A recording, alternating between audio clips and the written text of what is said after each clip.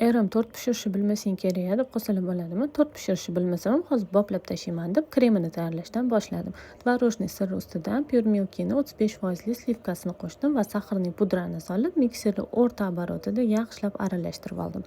O'zi sekin quyilib, shunaqangi mazali krem bo'lar ekan. Birinchi marta tayyorlab ko'rishim, sizlar ham qilib ko'ringlar, juda ham zo'r chiqar ekan. Manda tayyor muzani tort uchun biskviti bor edi, o'shandan foydalandim. Biskvitlarimizni ochib olamiz va ichini shunaqa sut yokida shirin suvni propitka qilib olasizlar. Kremlarni solib tekislab oldim. Mevali tort qilayotganim uchun birinchi qavatiga bananlarni soldim. Ustidan bananlarni terib, yana ikkinchi ko'rjimni yopdim. Ikkinchi qavatiga bo'lsa, man Tudana firmasini отборный qulupnaylardan foydalandim. Shunaqangi qip-qizil mazali qulupnaylar ekan, katta-katta. Xohlagan razmeringlarda zakaz qilsanglar bo'ladi, birpas topga berishadi. Ikkinchi qavatiga qulupnaylarni terib, ustidan yana krem qilib, yana biskvitini qo'yib, ustini polniy krem bilan покрытие qilib oldim. Ko'rib turganingizdek. Oxirida ustini qulupnaylar bilan bezatib, 2 soatga xolodilnikka olib qo'ydim. 2 soatdan keyin bir-biriga ta'mi o'tgandan keyin bemalol kesib yesanglar bo'ladi.